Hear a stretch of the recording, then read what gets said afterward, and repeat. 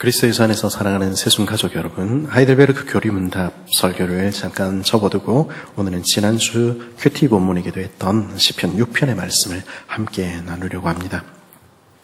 왜냐하면 한 주간 제가 자리를 비우게 되는데 우리 가운데 병중에 많이 고통하는 분들, 정말 하나님의 손길밖에 바랄 수 없는 분들의 얼굴이 자꾸 좀 떠올랐기 때문입니다.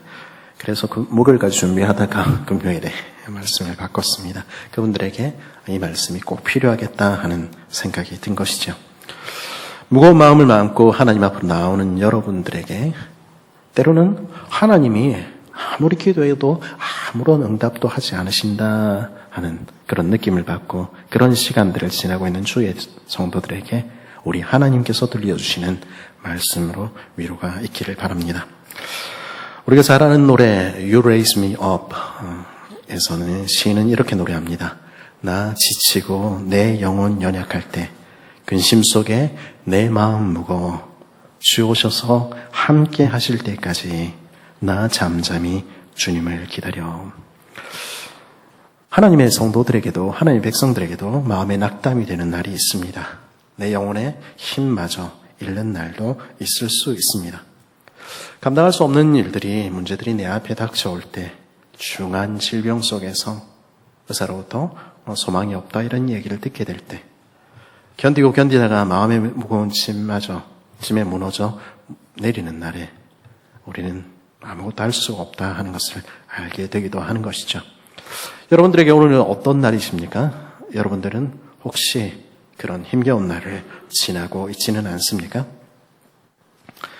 그런 날을 만나면 우리는 몸도 연약해집니다. 근심에 쌓이면 우리 마음만 무거운 것이 아니라 몸까지 아프기도 하는 것이죠. 특별히 모든 사람이 나를 오해하고 나를 적대시하는 것 같을 때, 나는 고통 가운데 주변을 둘러보는데 아무도 나를 도울 사람이 없고 아무도 내 편이 없는 것 같은 그런 느낌 받을 때 우리 마음은 무너져 내리는 것이죠. 그래서 하늘을 향해서 기도하지 못하고 그저 탄식만 하게 되기도 합니다. 오늘 우리가 살피는 시편 6편은 바로 그런 시편에 등장하는 첫 번째 단식시입니다. 그 2절과 3절은 그런 날 성도의 모습을 이렇게 들려줍니다. 여호와여 내가 수척하였사오니 내게 은혜를 베푸소서. 여호와여 나의 뼈가 떨리오니 나를 고치소서. 나의 영혼도 매우 떨리나이다. 여호와여 어느 때까지니까.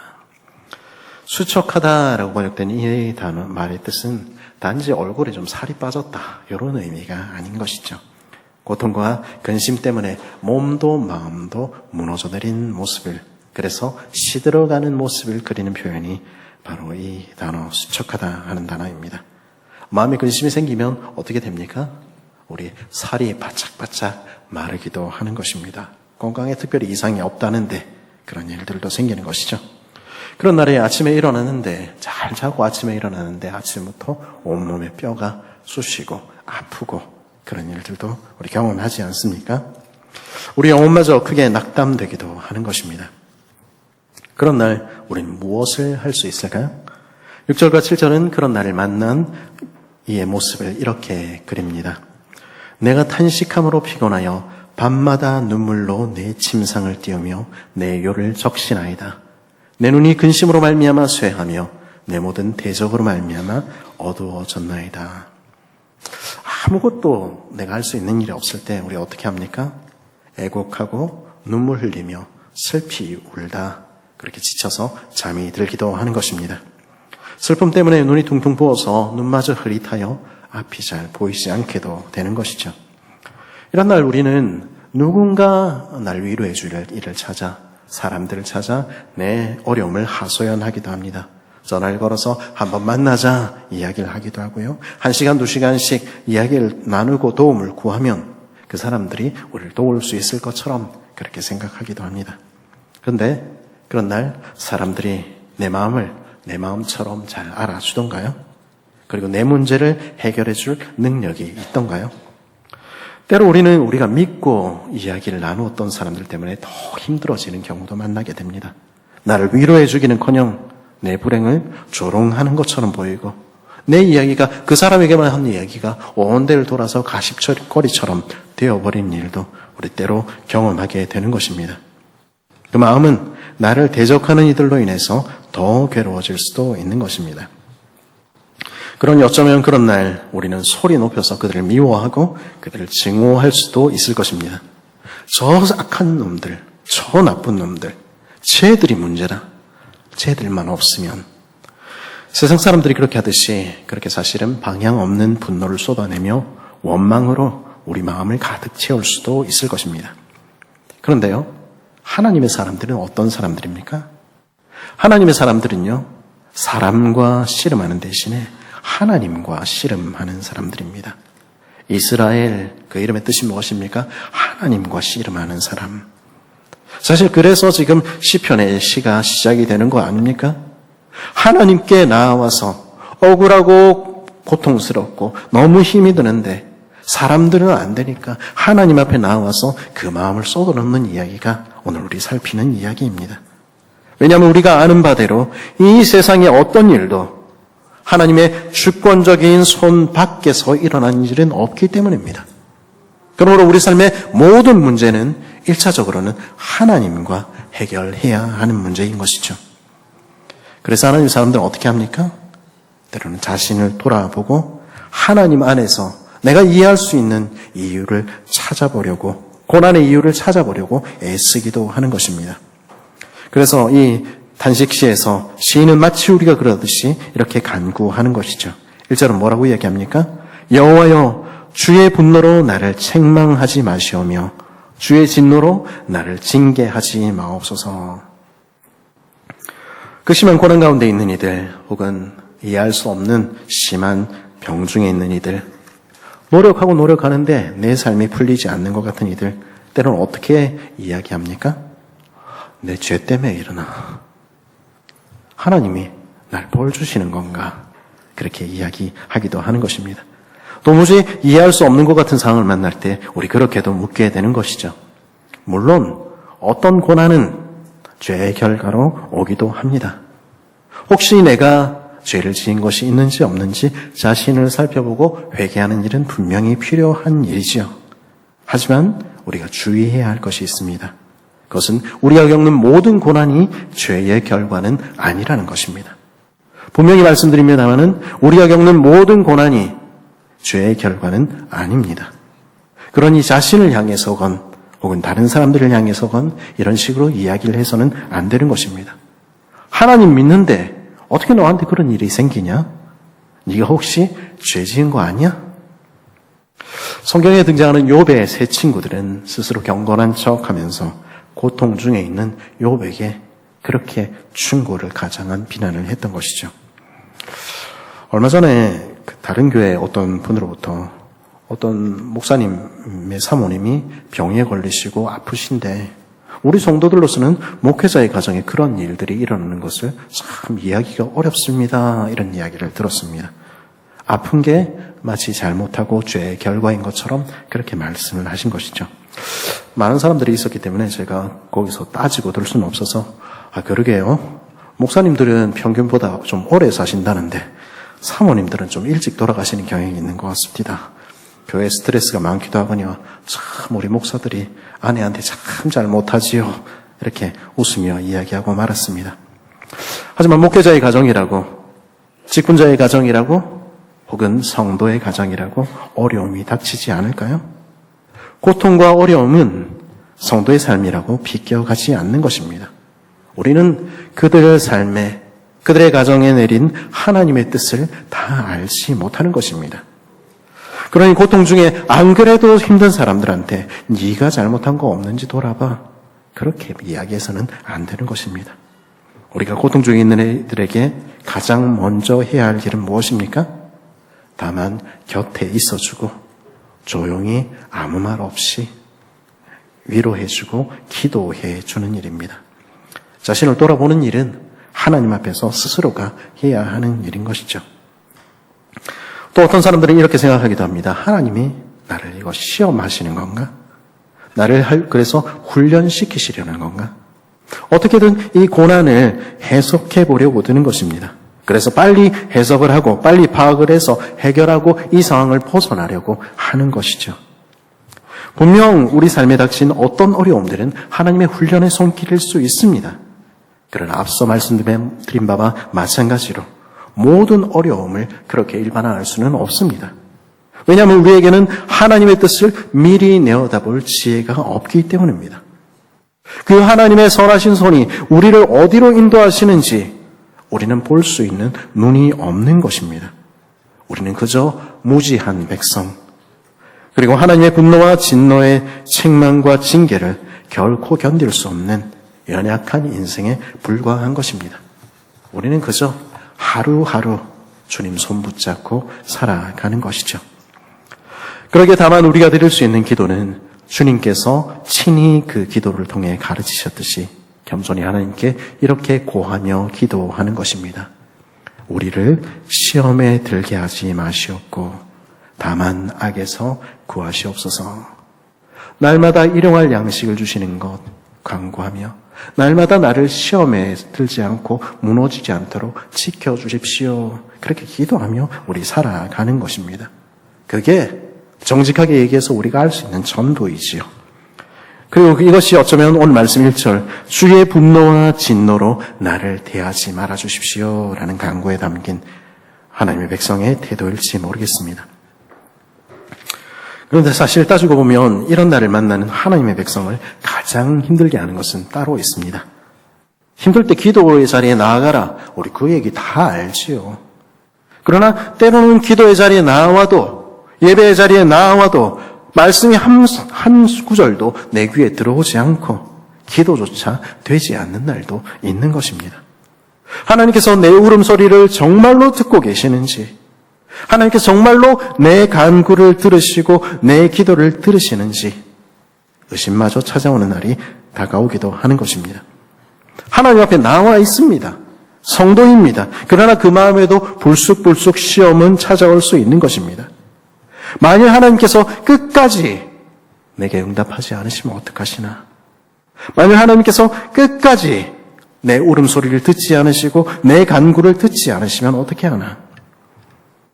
하나님께서 마치 멀리 계신 것처럼, 하나님께서 부재 중이신 것처럼 영혼의 어두운 밤을 우린 만나기도 하는 것입니다.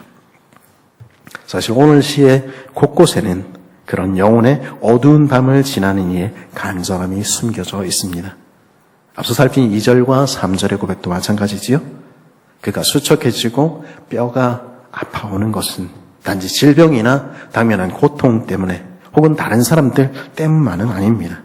사실 그의 가장 큰 걱정은 하나님마저 나를 모른다 하시면 어떡하나 하는 근심인 것입니다. 우리가 고백하는 것은 무엇입니까? 어떤 어려움 가운데도 하나님이 우리 편이시라면, 그리고 하나님께서 내 기도를 들으시고 내가 원하는 결과를 주실 것이라는 보장만 있다면 우리 견딜 수 있는 것이죠. 1년 뒤에 너 성공한다. 지금 좀 힘들지만 이렇게 얘기하면 우리 견딜 수 있는 것입니다. 그러나 때로는 아무것도 한 치 앞도 보이지 않는 날도 찾아오는 것입니다. 그렇게 2절과 3절에서 사실 시인은 이렇게 고백하는 것처럼 보입니다. 나는 주님을 기다리기에 수척해졌고 주님의 침묵에 나의 골수마저 아파옵니다. 내 영혼마저 무너져 내려오니 주님 어느 때까지니까? 어느 때까지 내게 응답하시지 않으려고 하십니까? 이런 시인의 절박함이 가장 잘 드러난 부분은 5절입니다. 5절에서 뭐라고 고백합니까? 사망 중에는 주를 기억하는 일이 없사오니 스올에서 주께 감사할 자 누구리이까?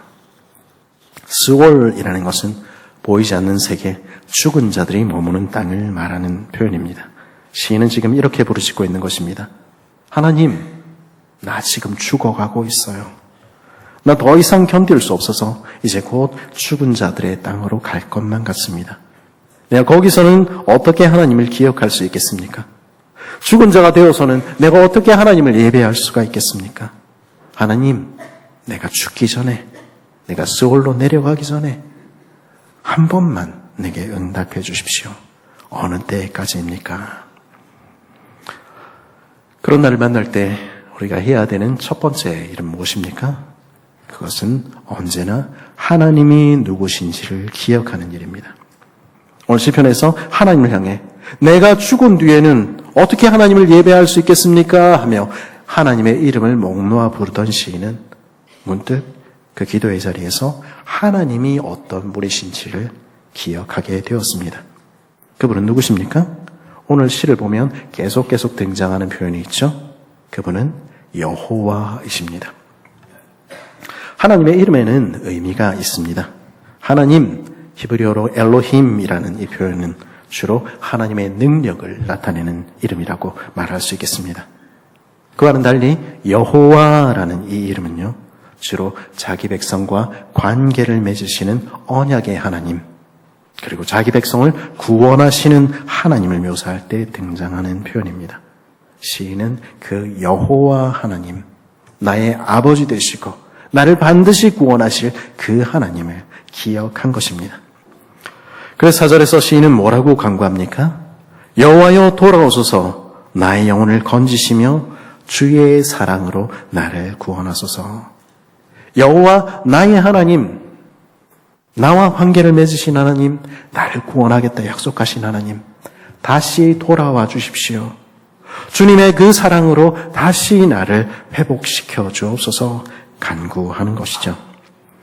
여기서 이 돌아오소서, 히브리어는 슈브라는 이 간구를 우리는 시편 90편에서도 만나게 됩니다. 시편 90편 13절 14절에서 시인은 이렇게, 모세인데요, 모세는 이렇게 간구합니다. 여호와여 돌아오소서, 언제까지니까 주의 종들을 불쌍히 여기소서. 아침에 주의 인자하심이 우리를 만족하게 하사 우리를 일생 동안 즐겁고 기쁘게 하소서. 하늘은 닫혀 있는 것 같고 하나님은 응답하지 않는 것 같으니 우리는 죄인이라 하나님께 나아갈 수도 없사오니 방법은 하나라는 것입니다. 하나님이 돌아와 주셔야 되겠다는 것입니다. 나의 아버지께서 우리를 찾아오시고 나를 회복시켜 주셔야 되겠다는 것입니다. 오늘 시편 6편 4절에서도 시인은 여호와께서 돌아와 주시도록, 여호와께서 나를 간구해 주시도록 간구하는 것입니다. 이 간구는 철저하게 하나님의 언약에 근거한 간구입니다. 여호와가 우리와 언약을 맺으시는 나의 하나님을 가리킨다 말씀드렸죠. 여기 등장하는 사랑이라는 표현 역시 우리가 잘 아는 하나님의 언약적인 사랑을 나타내는 헤세드라는 단어입니다. 그는 그 변함없는 그 사랑, 그 언약의 근거에서 하나님께 부르짖는 것입니다. 주님은 나의 하나님 아니십니까? 나는 주님의 백성, 주님의 아들, 주님의 딸 아닙니까? 내가 내 죄를 고백하고 하늘 향해 손을 들어 기도하면 하늘 문을 여시고 나를 만나주시고 내게 응답하시겠다고 약속하지 않으셨습니까? 반드시 내가 주께 나아갈 때 주께서도 내게 돌아오시겠다 약속하지 않으셨습니까? 그 약속을 붙들고 내가 기도하오니 다시 돌아와 주십시오. 나를 건져 주십시오. 그렇게 기도하고 하나님을 기다리는 것입니다. 언약대로 행하실 여호와를 신뢰하며 잠잠히 기다리는 것입니다. 언제까지요? 주 오셔서 함께 하실 때까지. 이 기도가 응답이 되겠습니까? 정말로 주님은 오시겠습니까? 사실 오고 오는 성도들이 불렀던 이 시편 6편의 이 단식의 기도는 예수님의 오심으로 성취되었습니다. 하나님께 나아갈 수 없는 우리, 하늘이 닫힌 것 같은 하늘 아래 살아가는 우리를 불쌍히 여기시는 하나님께서는 우리 성도들의 기도를 들으셨고 언약대로 이 땅에 오셨습니다. 그리고 우리를 긍휼히 여기시는 그 주님께서는 그 변치 않는 사랑의 언약 때문에 십자가에 달려 돌아가신 것입니다. 하나님께서는 우리의 연약함, 우리의 슬픔, 우리의 탄식 그 모두를 친히 그 몸에 짊어지시고 담당하셨습니다. 이 시의 표현처럼 예수님의 뼈가 떨리며 그 마음과 그 영혼까지 떨리는 그 시간을 우리 대신 살아가시고 지나가신 것입니다. 우리는 깊은 탄식과 눈물로 우리를 위해 기도하시며 내가 심히 고민하였으니 죽게 되었다 말씀하시던 주님의 음성을 기억할 수 있지 않습니까? 오늘 시편 6편 1절은 뭐라고 얘기합니까? 여호와여, 주의 분노로 나를 책망하지 마시오며 주의 진노로 나를 징계하지 마시옵소서. 우리는 주님의 분노와 주님의 진노대로 징계하는 것을 한 번도 받은 적이 없습니다. 정말로 그렇게 하셨다면 우리는 이미 죽고 없지요. 그러나 하나님께서는 이 분노로 예수님을 책망하셨고 이 진노로 예수님께 가득 부으신 것입니다. 우리를 대신하신 예수님은 정말로 하나님께 버림을 받으셨고 십자가 위에서 이렇게 부르짖으셨습니다. 나의 하나님, 나의 하나님, 어찌하여 나를 버리셨나이까. 우리 주님의 버림받으심으로 하나님께서는 우리와 하나님 사이를 가로막고 있던 하늘로 향하는 그 휘장을 위로부터 완전히 찢어버리셨습니다. 이제 우린 더 이상 닫힌 하늘 아래에 사는 것이 아닙니다. 고개를 들면 언제나 우리를 기도를 들으시는 하나님이 우리를 바라보고 계시는 것입니다. 우리는 이제 언제라도 하늘 아버지께 담대히 나아갈 수 있는 것입니다. 그리고 부활하신 주님께서는 오늘도 하나님 보좌 우편에 앉으셔서 무엇하고 계십니까? 저와 여러분을 위해서 기도하고 계시다. 이렇게 성경은 우리에게 들려주지 않습니까? 그리고 로마서 8장 26절은 우리에게 어떻게 가르치십니까? 우리 같이 한번 읽어볼까요? 시작.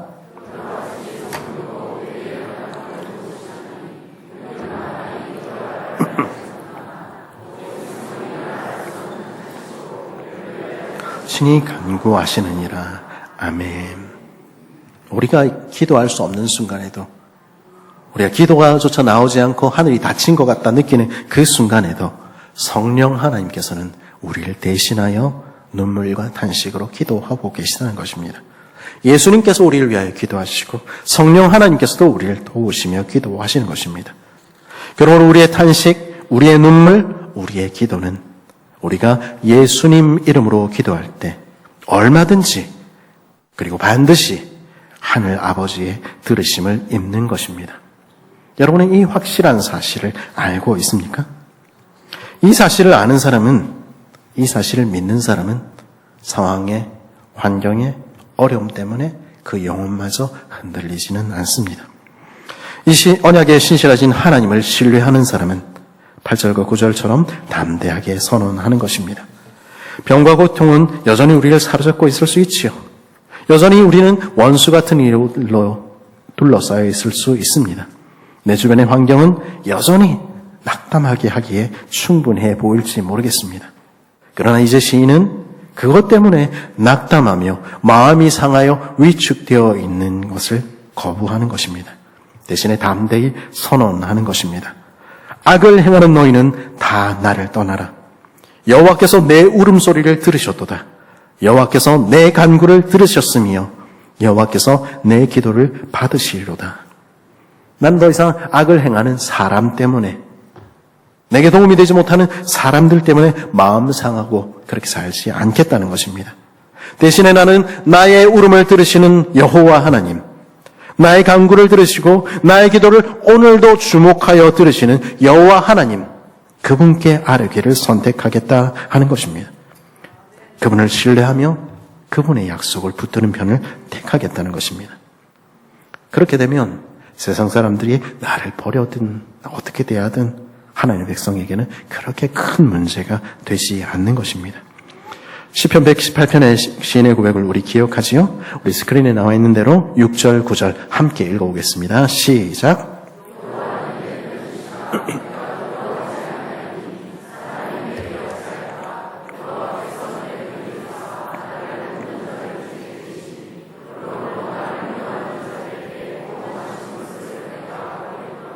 아멘.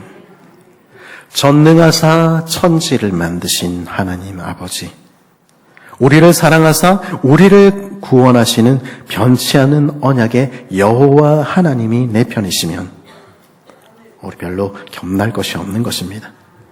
언약이 신실하신 하나님, 약속대로 자기 아들을 주시기까지 우리를 사랑하시는 그 하나님은 당신의 약속하신 바를 반드시 이루실 것입니다. 그래서 반드시 우리를 구원하실 것입니다. 여러분은 그 사실을 알고 있습니까? 이 사실을 확신하는 시인은 마지막 10절에서 이렇게 선언합니다. 내 모든 원수들이 부끄러움을 당하고 심히 떨미어 갑자기 부끄러워 물러가리로다. 아직 아무것도 바뀐 것은 없어 보입니다. 그러나 언약에 신실하신 하나님은 당신이 약속하신 것을 반드시 이루실 것입니다. 나의 울음소리를 들으시는 하나님, 내 간구를 들으시는 하나님이 이미 내 기도, 우리 마음의 소원을 듣고 계십니다. 고개를 들어 하늘을 보십시오.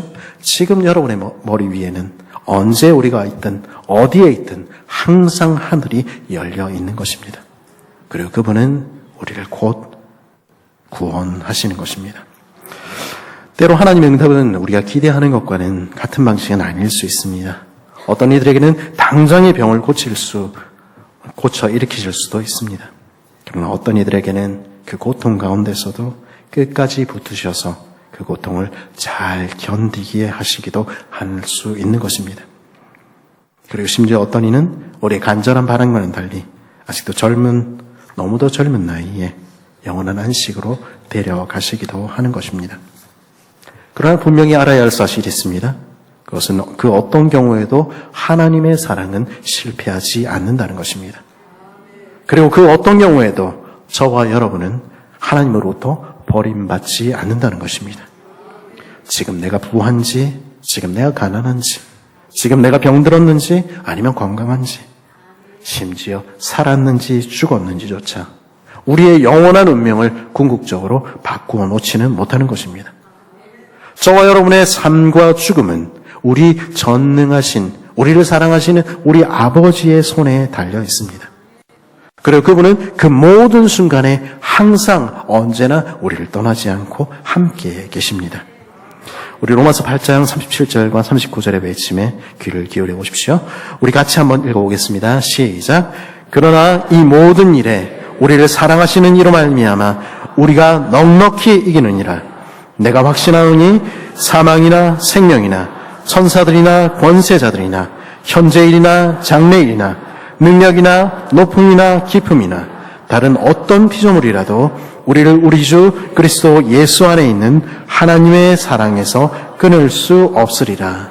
아멘. 그 무엇도 우리를 향한 하나님의 사랑에서 우리를 끊을 수 없습니다. 삶뿐 아니라 죽음이라도 그리스도 안에 분명히 드러난 그 아버지의 사랑에서 우리를 끊을 수 없는 것입니다. 우리를 사랑하시는 그분을 우리가 오늘 바라볼 때, 우리를 위해 돌아가신 그리스도의 손을 붙잡고 우리를 위해 오늘도 간구하시며 인도하시는 성령 하나님을 따라 걸어갈 때 우리는 반드시 그리고 넉넉히 이기게 되는 것입니다. 우리의 삶, 우리의 가정, 우리의 직장, 모든 일에서 우리는 승리자가 되는 것입니다. 영어 성경은 이 부분을 넉넉히 이기느니라, 이 부분을 이렇게 번역하지요. More than conquerors. 우리는 죽음도 이기지 못하는 이 세상의 어떤 정복자보다 더 위대한 정복자가 되어 주와 함께 설 것이라는 것입니다. 우리의 싸움은, 저와 여러분의 삶은 지금 이곳에서 내 눈앞에 보이는 당장의 이 자리에서 결정이 나는 것이 아닙니다. 우리의 신실하신 구주께서는 반드시 자기 백성을 살피시며 구원하시며 오늘도 함께 하십니다.